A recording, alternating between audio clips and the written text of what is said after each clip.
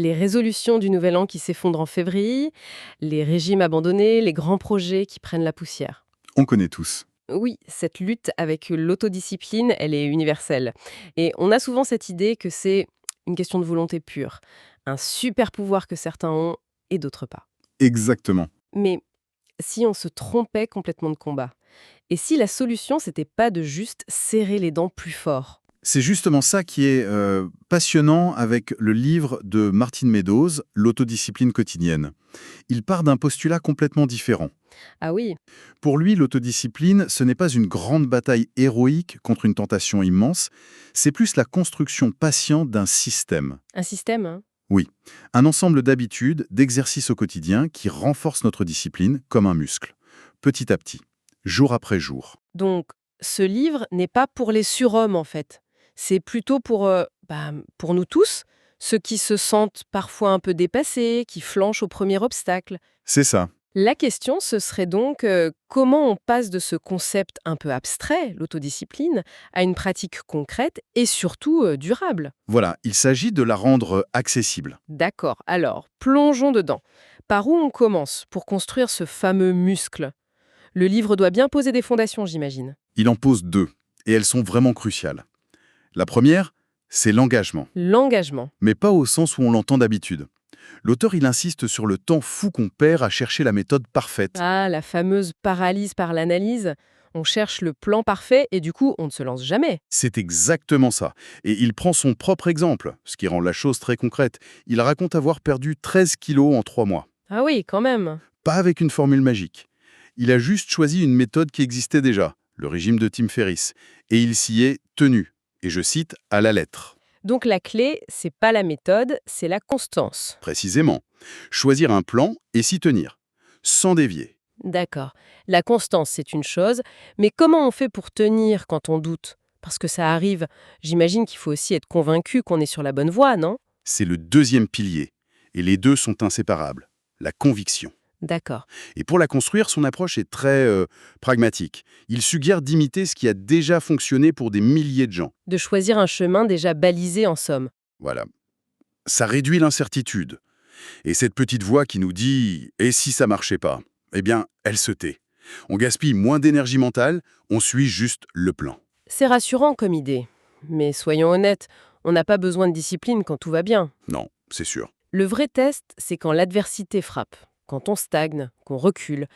C'est là que la tentation d'abandonner est assourdissante. Et la réponse du livre à ça est assez contre-intuitive. Au lieu de fuir l'adversité, il suggère d'en introduire volontairement de petites doses dans sa vie, Ah bon? pour s'endurcir, Exactement. pour s'y habituer. Et il donne une astuce mentale très puissante pour ces moments-là, une phrase simple qu'Abraham Lincoln aimait beaucoup. « Cela aussi passera Cela aussi passera. C'est simple, mais ça remet tout en perspective. Ça rappelle que l'inconfort, la frustration, c'est juste temporaire. ». C'est un rappel que la situation n'est pas permanente. Et ça la rend tout de suite plus supportable. C'est intéressant. Mais le livre ne s'arrête pas au mental, j'ai l'impression. Il dit que tout commence par quelque chose de beaucoup plus terre-à-terre, notre corps. Oui, et c'est un concept vraiment puissant. Il parle de l'exercice physique comme d'une habitude clé. Une habitude clé, c'est-à-dire? C'est comme un domino. Une fois que vous la mettez en place, elle en fait tomber d'autres, presque sans effort. On fait du sport et soudain on mange mieux, on dort mieux. C'est une réaction en chaîne. Je vois. Et le corps, c'est un laboratoire parfait pour la discipline. Les résultats demandent de la patience, un engagement dans le processus, pas juste une obsession du résultat final. Et concrètement, il donne des pistes, parce qu'on peut vite se sentir perdu. Il ne dicte pas une méthode, mais il distingue deux grandes familles. D'un côté, les exercices anaérobiques, courts, intenses, comme l'haltérophilie. D'accord. De l'autre, l'aérobique, plus sur l'endurance, le vélo, la natation. Mais le message principal, c'est surtout de trouver un truc qu'on aime. Pour que ce ne soit pas une corvée. Voilà, pour avoir une motivation qui vient de l'intérieur, le plaisir de l'activité, plutôt que de l'extérieur, comme juste vouloir perdre du poids. Si on aime ce qu'on fait, on n'a plus besoin de se forcer. Logique. Et j'imagine que l'autre jambe de cette excellence physique, c'est l'alimentation. C'est souvent là que ça coince. Absolument. Et là aussi, pas de solution miracle. Le livre résume ça très simplement. Privilégier des aliments intransformés de manière minimale, proche de la nature, provenant principalement des plantes. En gros, manger de la vraie nourriture. C'est ça. Simple en théorie, mais ça nous amène à la question à 1 million. Comment on gère les envies, les fringales qui sabotent tout? Alors là, il a une approche très maligne, en 3 temps. La première astuce, la distraction. La distraction. Oui, quand une envie monte, au lieu de lutter, il faut s'occuper l'esprit pendant 15 minutes. Passer un coup de fil, lire un article. Et ça suffit? Souvent, oui. C'est le temps qu'il faut pour que l'intensité de l'envie chute. D'accord. Astuce numéro 2. Ne pas rendre les choses trop difficiles. C'est le secret de la durabilité. Il parle des fameux cheat days, les jours de triche. Ah, ça va plaire à beaucoup de monde, ça. Psychologiquement, c'est très puissant. Ça transforme une interdiction absolue « je ne mangerai plus jamais de pizza » en un simple report « je mangerai de la pizza samedi L'interdit crée la frustration, le report crée l'anticipation. Malin. ». Tout à fait. Ça rend le processus supportable sur le long terme. Et la troisième astuce. C'est de changer ses envies, de les hacker en quelque sorte. Comment ça? Il s'agit de trouver des alternatives saines qui sont aussi savoureuses. Utiliser des épices, des herbes, pour rendre des légumes désirables. Du curcuma dans le riz complet, du romarin sur les pommes de terre. On rééduque son palais, en fait. D'accord. Jusqu'ici, on est dans la construction d'habitudes. Mais là, le livre prend un virage et nous dit de rechercher activement l'inconfort. Ça me paraît dingue. C'est probablement l'idée la plus forte du livre. Ça vient de la philosophie stoïcienne. Le principe est simple. Notre société moderne nous a rendus allergiques au moindre inconfort. C'est vrai? Du coup, quand une vraie difficulté arrive, on s'effondre. La solution, c'est de s'entraîner. De s'infliger volontairement de petits inconforts. Pour s'endurcir? Exactement. Et aussi, paradoxalement, pour mieux apprécier le confort qu'on a. Et ça se traduit comment au quotidien? Je ne vais pas chercher les ennuis. Non, bien sûr, il s'agit de micro-défis contrôlés. L'exemple le plus connu qu'il propose, c'est la douche froide. Ah oui, la fameuse douche froide. Il suggère de commencer par tenir 5 minutes en chronométrant. Il a remarqué que les 2 premières minutes sont un enfer, et puis le corps s'adapte. Et la leçon, c'est que le plus dur est souvent au début. C'est une leçon applicable à plein d'autres défis dans la vie. 5 minutes, c'est beaucoup. Il y a des options un peu moins glaciales. Oui, heureusement. Un autre exercice, c'est de se passer de quelque chose qu'on considère comme nécessaire. Laisser son smartphone à la maison pendant quelques heures. Oula. Ou aller au travail à pied. Faire un jeûne d'email pendant 24 heures. Ce sont de petits actes qui nous montrent qu'on est plus résilient qu'on ne le pense. J'en vois un autre qui me semble encore plus extrême, la thérapie de rejet. Se mettre exprès dans des situations où on risque de se faire dire non. Ça a l'air terriblement gênant. C'est le plus difficile, c'est sûr. Mais la logique est intéressante. L'objectif, ce n'est pas d'obtenir une réduction au magasin. C'est de se désensibiliser à la peur du rejet. La peur du non qui nous paralyse si souvent. Voilà, s'endurcir émotionnellement. Et au fond, il s'agit surtout d'apprendre de l'échec.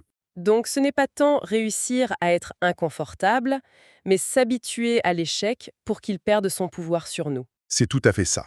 Il suggère même de se fixer des objectifs délibérément difficiles. Le but n'est pas forcément de les atteindre, mais de se familiariser avec le processus, d'apprendre l'humilité, comme un joueur d'échecs qui ne progresse qu'en jouant contre plus fort que lui. D'accord. On a donc l'engagement, le corps, l'inconfort, mais j'ai l'impression que le vrai champ de bataille, c'est notre esprit. C'est dans la tête que tout se joue, non? Absolument. C'est le dernier grand volet. Il y a cette phrase célèbre « ce qui est mesuré est géré ». Le livre l'adapte pour notre monde intérieur. Ce qui est observé est géré. Mhm. La première étape, c'est de réaliser que nous ne sommes pas nos pensées. Nous sommes l'observateur silencieux derrière. Cette simple prise de distance, ça change tout. Une pensée négative n'est plus moi, mais juste une pensée qui passe. Exactement. C'est le principe de la méditation, en somme. Mais beaucoup de gens ont du mal avec l'idée de s'asseoir en silence sans rien faire. Il en est très conscient. Et c'est pour ça qu'il propose des alternatives. Pour certains, ce sera d'écouter attentivement de la musique instrumentale. Ah, ça c'est intéressant. Pour d'autres, du yoga, du tai chi. Tenir un journal intime, c'est aussi une excellente façon d'observer ses pensées. Ou même la méditation en marchant. J'aime cette idée qu'il n'y a pas une seule bonne façon de faire.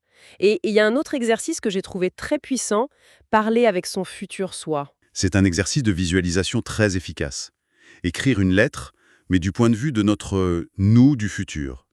Un nous qui a réussi ou qui a échoué. Et ça rend les conséquences de nos actions d'aujourd'hui beaucoup plus réelles. Beaucoup plus tangible, oui. Ça aide à surmonter notre tendance à préférer la gratification immédiate. Mais avec toutes ces techniques pour se pousser, s'endurcir, il n'y a pas un risque de tomber dans l'excès, de finir en burn-out de la discipline? C'est une mise en garde cruciale, et il l'illustre avec une expérience personnelle. Il raconte un jour où, après un entraînement beaucoup trop intense et un passage au sauna pour s'endurcir encore plus, il s'est presque évanoui. La discipline s'est retournée contre lui. Chaos technique. La leçon qu'il en a tirée est une phrase magnifique. Étire-toi, mais ne te brise pas. Étire-toi, mais ne te brise pas. Pour être efficace, l'autodiscipline doit être durable.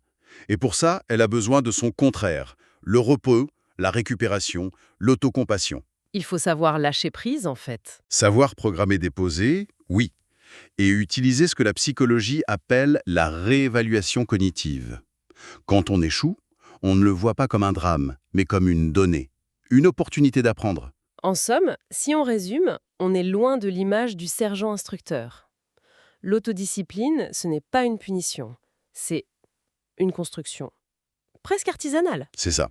Un ensemble d'outils pour sculpter son caractère jour après jour. en commençant par des petites victoires. Et souvent, ces petites victoires commencent dans le domaine physique, qui sert de fondation.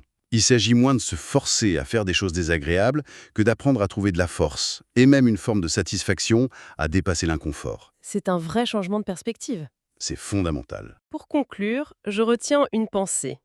Si l'on ne devait choisir qu'un seul petit inconfort volontaire à introduire dans sa journée de demain, quel serait-il? Et pourquoi?